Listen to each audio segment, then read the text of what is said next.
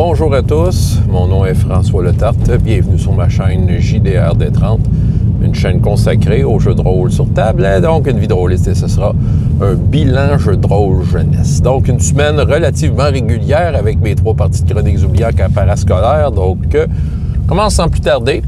3 parties très différentes dans leur dynamique et ce qu'on a fait. La première partie, en fait, c'est donc Chroniques oubliées sur l'heure du dîner.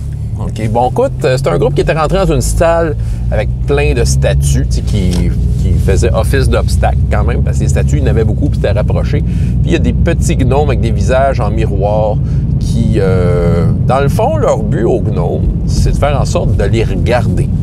Fait qu'ils attaquaient pas, ils donnaient pas de coups de poing, rien, c'est ça. Le but, c'est de faire en sorte que les personnages, obliger les personnages à les regarder, parce que les gnomes, c'est des voleurs de visage. OK? Donc, si un personnage voit son visage dans le reflet, ben, il y a des risques que son visage disparaisse et que le gnome le vole et parte avec le visage.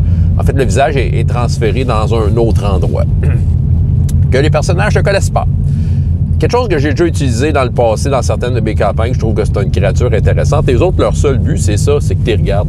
Fait qu'eux autres, c'est comme un peu un match de lutte. T'sais, ils vont grimper sur toi et puis ils vont te forcer à ouvrir tes yeux pour que tu puisses en regarder un. Puis quand les personnages ont découvert que c'était ça la stratégie des petits gnomes, ils trouvaient ça un peu rushant. Parce que là, les personnages, il y en a parmi eux qui avaient des trucs qui leur protégeaient les yeux, quelque chose de magique. Ça allait. Mais parce qu'il y avait des statues, c'était difficile de se déplacer. Tandis que les gnomes, ils se déplaçaient comme sans vraiment de pénalité. Et j'ai donné le même avantage aux personnages joueurs qui étaient petits, c'est-à-dire il y a un gobelin, il y a un gnome aussi, un vrai gnome et une fée. Fait qu'eux autres, le déplacement, ça allait bien. Mais il y en a qui fermaient leurs yeux parce qu'il n'y avait rien pour leur protéger les yeux, parce que ils ont vraiment peur de cette créature-là. Ce qui fait que je suis allé chercher les règles dans Chroniques oubliées pour être aveuglé avec les ficelles du avantage, désavantage. Écoute, ça devenait salé se battre contre ces gnomes-là. Ils arrivent, mais m'a dit une affaire, c'était haut en couleur. C'était vraiment rempli de revirements et d'actions, cette affaire-là. Écoute, c'était pas un combat plate, sérieusement, là. Oui, il y a eu quelques passes de attaque-touche, là, mais pas tant. Pas tant. Sérieux, les joueurs essayaient de tirer avantage de chacune des situations pour pas subir leur destin, tout en essayant de démolir ces gnomes-là. Puis, tu sais, il y avait, écoute, des jets de dés, là, j'ai eu bien des 20 naturels puis des 1 naturels qui sont passés, tu sais. Puis, c'est le fun de jouer avec ça, tu sais, réussite critique, échec critique, dépendant de ce qu'ils font. C'est sûr que quand tu donnes un coup d'épée, c'est double dommage et c'est très souhaité. Ils aiment ça beaucoup, là, mais sinon, tu sais, quand ils essaient de faire autre chose, c'est de penser une conséquence intéressante, tu sais. Puis, tu sais, entre autres, il y en avait un qu'il y a une joueuse qui essayait de trouver un des gnomes cachés à travers les statues, puis c'est ça. Puis elle a fait j'ai demandé un test de sagesse, pourquoi pas, tu sais, vas-y. Fait que là, elle roule un naturel. Fait que là, c'était très drôle. J'ai dit, oh oui, tu l'as trouvé, il vient de te sauter dans le dos. Fait que là, tu sais, il était sur son dos, essayer d'y ouvrir les yeux. C'est ça, tu sais. C'est le fun tu sais, il se passait plein d'affaires, des personnages qui tombaient, qui rampaient, qui essayaient de lancer des trucs. Écoute, c'était vraiment pas un combat plate. Ça, je suis content de ça. Je suis content de ça. Mais les joueurs ne savent vraiment pas à qui ils ont affaire tant que ça. Tu sais, oui, ils comprennent qu'ils n'ont pas ouvrir les yeux, mais tu sais, les gnomes, il faut vraiment qu'ils soient face à eux. Mais eux autres, les joueurs sont encore dans l'impression que s'ils ouvrent les yeux tout court, il leur arrive de quoi. Fait que, souvent, je le disais, tu fais ça les yeux fermés, là. Oh, ouais, OK, avec plein de pénalités, puis puis c'est ça. Puis, tu sais, ça claquait des points de chance comme ça se pouvait pas, là. Les joueurs sont stratégiques avec les points de chance parce qu'évidemment, ils provoquent des situations qui roulent des dés, ils vont prendre des points de chance. Mais on dirait qu'ils ont comme le don de me mettre dans des situations où moi, de mon côté, j'aurais pas à tant rouler de dés que ça, donc pas à tant prendre de jetons de chance. Parce que moi, c'est ça, moi, c'est ma règle que, OK, tu prends un point de chance, tu me le donnes. Il est bon juste pour la séance, mon point de chance. Fait que c'est ça. Fait que, tu sais, ou des fois, ils vont y aller à fond. Quand la séance, tu sais, elle s'en vient, c'est à la fin, ils prennent plein de points de chance parce qu'ils savent que j'aurais peut-être pas bien d'occasion de rouler des dés. Mais c'est correct en même temps. Je veux dire, ça devient une utilisation de points de chance qui est relativement régulière. C'est juste que moi, j'ai une contrepartie. Des fois, je peux leur revenir d'en face, puis c'est ça. Il y a eu bien des D30 de données sur toutes sortes de tentatives complètement loufoques.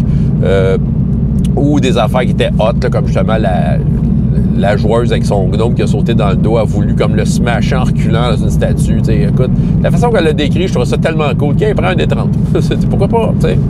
C'est ça, mon fils qui est dans ce game-là, il a pris la tête d'un bonhomme de neige, oui, parce qu'il y a un bonhomme de neige. Ouais, il y a un des personnages joueurs qui joue comme le Père Noël.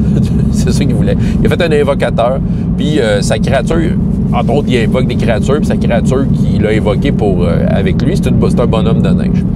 Fait que le bonhomme de neige, il a dit, je prends la tête, puis il l'a mis sur la tête d'un autre des personnages joueurs pour être sûr que ça y cache les yeux. Il y avait des affaires de même. Fait que, ah ouais, D30. Ouais, c'est ça. Puis aussi, le déplacement là-dedans, c'était compliqué parce que, à moins que tu étais un petit personnage, encore là, dépendant de ce que tu faisais, là, mais mettons, là, juste se déplacer régulièrement quand tu étais un personnage de taille normale, c'est ça, c'était très encombrant. Fait que je leur faisais faire des tests de toutes sortes d'affaires, dépendant de quelle façon ils voulaient comme se déplacer dans cet endroit-là. Mais, tu sais, le bonhomme de neige, il dit, ouais, ben écoute, c'est de la neige, hein, s'il fonce vers un ennemi, il y a juste un peu de neige qui va tomber. Bon, fait que j'ai accepté que oui, il y avait ces déplacements, mais je faisais un petit dé de dommage à son bonhomme de neige. On s'entend que c'est une créature invoquée. Je veux dire, j'ai pas été checker à règle, d'après moi, sur une bonne période de pause, il peut s'en invoquer un autre. Mais écoute, sérieux, c'était vraiment pas une scène plate, c'était un combat assez enlevant. Et évidemment, puis ça aussi, l'autre groupe du jeudi, c'est la même affaire. Je leur ai offert, vu que c'est Noël qui s'en vient, ça fait la 3e année que je fais ça, je leur amène des dés à 20 faces et je leur donne ça. Chacun un dé à 20 faces, au hasard. J'allais dans un magasin, j'ai acheté tous les dés à 20 faces qu'il y avait là, puis je les ai donnés un à chacun.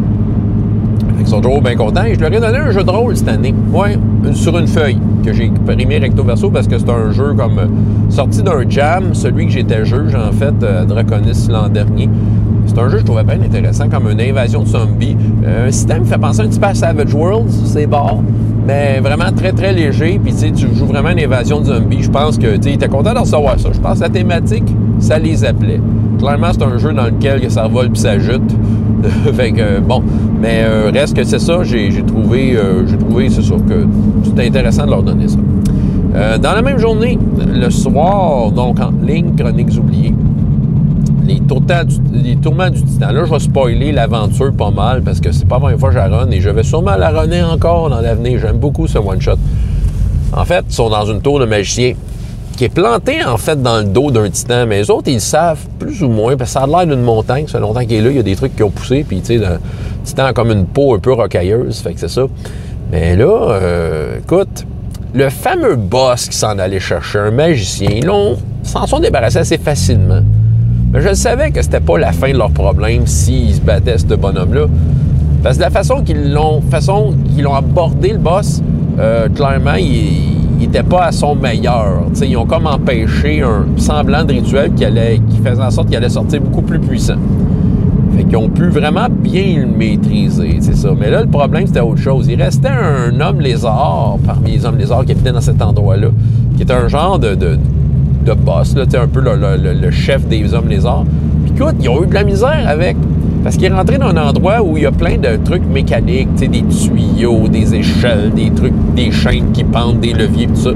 Puis il a essayé de se battre contre lui. Puis lui, il savait qu'est-ce qu'il allait chercher là. Il allait chercher une espèce de bâton qui lançait de l'électricité. Puis il s'est mis à électrifier comme le chevalier du groupe qui, lui, en mangeait toute une. Puis écoute, ça a été ardu. Encore une fois, un combat pas plate, des coups de chaîne. On évite, on saute, on se positionne, on trick l'ennemi.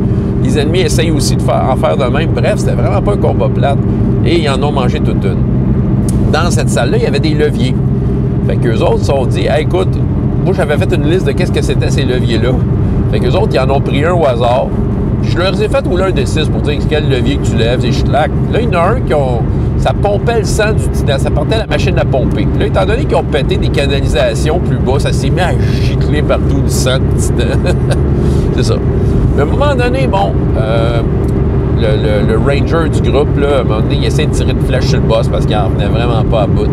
Un naturel, dans cette salle-là. Encore là, pensez quelles conséquences pourraient être intéressantes. Et pourquoi pas, tu sais? Amusons-nous. Qui t'as pogné un levier? Ah oui? Roule un dé. Écoute, c'est le levier qui éjectait la tour du dos du titan. Fait que là, eux autres, ils s'apercevaient que ça bougeait pas mal. Fait que là, dans le fond, il y avait un mécanisme qui faisait pouc dans le dos du titan, puis là, la tour tombait d'un certain côté. Même que de l'autre côté, je l'ai déterminé au hasard. Fait que là, les joueurs, c'était comme en mode, oh boy, il faut qu'on descende de là. Ils voulaient pas se péter la gueule en bas. Fait que là, ils se l'ont joué, là, super cascade. Sauter sur, tu sais, pendant que la tour tombait, sauter sur le flanc de la tour pour essayer de se glisser dessus, pour amortir la chute, ce qui était pas bête. Tu sais, pourquoi pas y jouer, il y a les cascadeurs, plein de points de chance, puis tout ça. Puis en effet, écoute, ça en sont pas si pires sortis. Je pense qu'il y en a un qui est tombé à 0 point de vie, qui a réussi son test contre la mort, parce que finalement, il n'y avait pas tant de points qui passaient au-delà de son 0. Mais il y a le boss des Hommes Lézards, qui lui aussi a survécu, mais il était vraiment magané. Et il est tombé dans l'eau, dans le fond, dans le sang du titan. Parce que si tu tombes dans le sang du titan, tu risquais d'avoir une mutation. Puis lui, et un des personnages joueurs a une mutation. Le personnage joueur, il y a comme des écales de poissons qui ont poussé. Puis, du coup, t'es pas content. Je dis, ouais, mais, tu sais, oui, ça a l'air bizarre, ça te donne plus 1 en armure. Ah, il aimait ça soudainement. C'était comme un petit cadeau d'une certaine façon. Mais là, l'homme lézard, il y avait comme des épines, des grosses épines qui étaient poussées dans le dos. Puis il avait de l'air dangereux puis mine. Mais il était tellement magané qu'ils l'ont achevé. Et là, le titan se réveille une fois que la tour est tombée, puis tu sais, là, les joueurs capotent. On va revoler! Mais non, le titan les attrape avec leurs mains, les remercie. Et leur demande leur aide pour le guérir parce qu'il y a une grosse plaie dans le dos. Fait que, tu sais, dans le fond, on est tombé dans une semblable conclusion de dire, OK, on aide le titan, puis on loot la place. Ce qui fait que là, il me reste 2 séances avec eux autres. Les 2 prochaines séances, ça va être vraiment de faire l'inventaire du loot. Je vais leur envoyer de quoi. Puis, c'est ça. Puis les 2 autres séances, on va voir. Ça va peut-être être une mini rencontre, là. Je verrai. Tu sais, sérieux, j'ai rien de prévu parce que je peux pas non plus m'embarquer dans un gros projet. Mais je sais que pour ce groupe-là, tu sais, j'ai déjà eu des courriels pour confirmer des trucs, là. Tu sais, ça reste à confirmer officiellement, un contrat signé et tout. Mais je pense que début février, je recommencerai. Est-ce que ça va être eux? C'est ça. Je leur ai essayé de donner le scoop en leur disant, allez voir votre technicien dans le loisir. Demandez-y d'avance si vous pouvez vous inscrire de quoi, parce que c'est sûr que c'est comme une activité offerte à toute l'école. Puis moi, j'ai un nombre de places limité. Fait que ils sont bien intéressés à continuer avec leur personnage, puis à faire une autre aventure. Un autre 10 séances. En tout cas, bref, de toute façon, pour finir, c'est les 10 séances que j'ai commencées, mais ils ont en tant que tel fini l'aventure. Titan's Torment. Donc, ça va être vraiment un petit restant que je vais leur donner vers la fin. Hier, Chroniques oubliées, en présentiel, c'était laborieux. C'était un drôle de séance. Drôle, mais c'était pas désagréable. C'est ça qui arrive. Ça me rappelait tellement mon secondaire, au club ludique, où il y avait plein de monde, ça jasait de jeux de rôle, tout ça, mais il n'y a personne vraiment qui était focusé sur la game. Faut dire que là, c'est sûr que là, je vais comme un peu lever mon drapeau là-dessus. Mais il y a du monde qui amène leurs amis qui sont spectateurs. Les spectateurs, d'habitude, sont assez tranquilles, mais là, hier, il y avait le goût de jaser. Ça n'avait pas de l'air de les déranger tant que ça, mais il y a des joueurs qui n'amènent pas de spectateurs, peut-être qui ont plus le goût de jouer. Puis, tu sais, c'est ça qui arrive. Il y avait beaucoup de monde. Tout le monde était intéressé, mais en même temps, tout le monde était dans son affaire. Il se passait beaucoup de choses dans cette séance-là. Écoute, j'étais sûr que j'en tuais au moins 3. Ils ont fait péter une bombe incroyable. La quantité de points de dommage, c'était comme la sauvegarde contre la mort était impossible. Et c'est là que c'est intéressant d'avoir des battle mats et des règles, les amis, des fois. Là, c'est beau. Là, parce que, tu sais, juste faire du théâtre de l'esprit, des fois, c'est juste « Oh, tu l'as! » Non. Là, écoute, c'était une affaire de vie ou de mort. Fallait qu'on voie la map, fallait qu'on calcule des trucs à ce moment-là. Je suis pas toujours à cheval sur des affaires, mais là, un peu plus, parce que je me disais « OK, chaque bonne décision compte. » Puis là, on regardait la map. Il y a un des joueurs que lui, clairement, je pensais qu'il partait avec un nouveau personnage la prochaine fois, là. Mais il a vu la map, il dit « Hey, je peux me cacher en arrière de là. » Puis, tu sais, il avait le droit à une action de mouvement, il s'est mis là. Fait que, tu sais, j'ai accordé comme une certaine réduction de dommages sur le blow. Un autre personnage a fait la même affaire, il dit « C'est une bonne idée. » Fait que, tu sais, finalement, les personnages se sont positionnés par rapport au fait que ça allait péter. Parce que celui qui a mis la bombe, il a crié « Ça va exploser! » Il fallait que ça réussisse, cette affaire-là. Parce que s'il ne réussissait pas, la créature faisait une espèce de bruit, faisait 7d6 de dommages. Clairement, en tuait elle aussi. Fait que c'était soit qu'ils mouraient de leur propre bombe, ou soit que la créature tuait tout le monde. Fait que c'était un semblant de sacrifice. Il y avait de quoi d'honorifique là-dedans. Là. Mais c'est ça. Fait que là, il y a la bombe à péter. Mais là, finalement, les sauvegardes contre la mort étaient quand même salées. Mais avec ce qu'ils ont réussi à faire comme pour se protéger, puis un peu le calcul que je suis arrivé au bout de la ligne, ben c'est ça, c'était comme faisable. Sérieusement, c'était à peu près 50% de chance qui manque. c'était quand même plus que ça. Il y avait 60% de chances de mourir. C'était quand même élevé, là. Sérieusement, la vie de son personnage était au bout d'un seul jet de dés. À peu près, mettons, 50-50% de chance. Et les deux ont réussi. Dont un qui a pris bien des points de chance parce qu'il en restait correct, ça me donne des points de chance de mon côté. C'est ça. Fait que là, il se passait plein d'affaires. Il y a la barde qui était plus loin, qui avait capturé un squelette, puis était capable de communiquer avec son ancienne âme à travers des jeux de flûte pour qu'il lui dise des secrets. La chevalière avec sa nouvelle épée, l'épée qu'elle avait volée un méchant l'année passée, puis elle découvre que l'épée est peut-être plus importante qu'elle pense. Il y a un sarcophage avec un minotaure dedans, puis le minotaure du groupe, il savait qu'il fallait qu'il aille le rejoindre. T'as la madame serpent qui passe les armes, qui, elle essayait de voler de la vie aux méchants pour en donner à leur héros parce qu'elle a un objet pour ça. Écoute, il se passait des affaires. Le magicien, afin qu'il se touche à la géode, c'est comme une espèce d'entrée vers ce que j'appelle l'entremonde, là où les âmes sont perdues, qui a réussi à rentrer là. Et l'autre personnage qui a quand même survécu, mais qui a senti quand même son âme visiter la géode, et c'est là qu'ils sont rendus. C'est vraiment fucké. À travers ça, il y a une nouvelle joueuse de l'embarqué. Je pense que j'en ai parlé la semaine passée, que je connais déjà, quelqu'un à qui je donne des cours de guitare, puis elle a décidé d'embarquer. Fait que là, je dis, OK, ben, tu sais, je pensais, comme dire, faire une scène, aller la voir, tu sais, puis je dis, écoute, on fait ton personnage. Mais non, la joueuse chevalière, elle a le livre, je connais ça, puis elle dit, je vais y faire. Correct. La prochaine fois, j'ai dit, je vais te payer avec un D30. OK. Fait que, tu sais, dans le fond, elle a aidé la joueuse à faire son personnage. Fait que, tu sais, veut pas, la nouvelle, il y avait quelqu'un avec elle là, qui l'entretenait sa game. Elle n'a pas joué, mais elle a créé son personnage. Clairement, elle a embarqué dans quelque part. Fait que la prochaine fois, si elle vient, évidemment, elle va avoir son personnage prêt sur la table, elle va pouvoir embarquer. Puis je pense que c'est un bon moment parce que si j'ai réussi à l'embarquer dans ce joyeux bordel-là, je ne sais pas ce qu'elle aurait pu faire. Elle aurait pu juste être témoin de bordel que c'est qui se passe ici.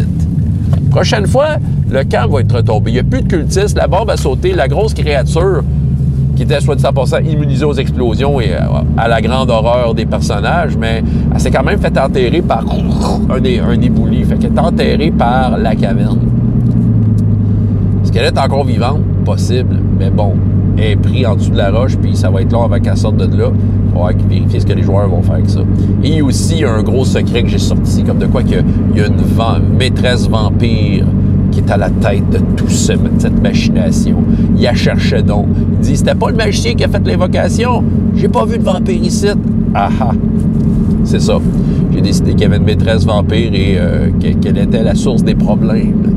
Et le minotaure, devant le sarcophage de l'autre minotaure, il y a l'ovaire, il y a une momie dedans qui tient une arme. Et bon, c'est le joueur qui m'a fait un peu de demande spéciale. Il voulait une arme spéciale. Je dis, OK, ben, elle va être difficile à avoir. Ben, c'est ça, c'est une momie qu'il a dans ses mains. Et clairement, il va falloir qu'il essaye d'y enlever des mains.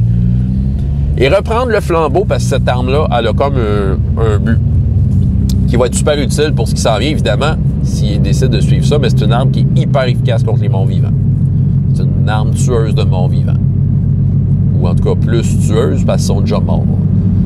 Ils ont eu aussi leur D20 et leur petit jeu de rôle. Les invités aussi, parce que je suis généreux de même. Pourquoi pas leur planter déjà une première graine de jeu de rôle, même s'ils ne jouent pas à dire « Regarde, t'as ton premier D20 à vie ». Ils étaient très contents, j'en avais assez pour tout le monde. Et ils ont tous reçu aussi le fameux jeu de rôle à bout de souffle que j'ai donné, le truc d'Apocalypse Zombie, même ceux, les invités. Puis clairement, ils se parlaient de faire des plans. Mais clairement, ça allait chatouiller ce qui s'est passé. Déjà que la game est finie, j'ai déjà des questions sont rentrées dans ma boîte.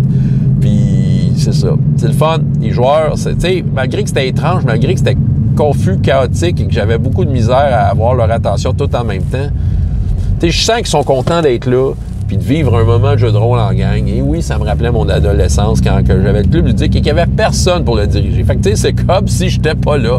Ben j'étais là, puis écoute, une chance parce que veux pas, il y a quand même des choses qui ont avancé. Puis la dernière affaire, il y a une affaire qui m'a comme un peu déçu, mais c'était malheureusement, je vais voir ce que je vais faire avec ça, c'est parce que là, parmi les invités, il y en a un qui veut vraiment embarquer, mais là, c'est encore un cas de bordel. J'ai plus de place, là, tu sais. J'ai dit, écoute, si je t'embarque, c'est parce que le problème, c'est que tu joueras pas bien, tu sais, puis tu vas couper du temps de jeu à tout le monde, puis toi, tu n'auras pas beaucoup de temps de jeu. Tu sais, faut que tu considères ça. J'ai essayé de te faire comprendre que écoute, il y avait un petit problème de temps, là, ici, tu sais, c'est ça. Puis, tu sais, j'ai le goût de dire oui. J'ai le goût de dire oui. Sérieux? Tu sais, il veut dire, pourquoi je refuserais à quelqu'un qui est motivé la chance, tu sais, l'occasion de pouvoir jouer? Pourquoi? J'ai pas de réponse à ça. Ben oui, j'en ai une parce qu'il n'y aurait pas le temps, mais en tout cas, c'était ma réflexion du jour. François Letarte, JDR des 30, et jusqu'à la prochaine fois. Ayez autant de plaisir dans la vie que dans les jeux. Au revoir.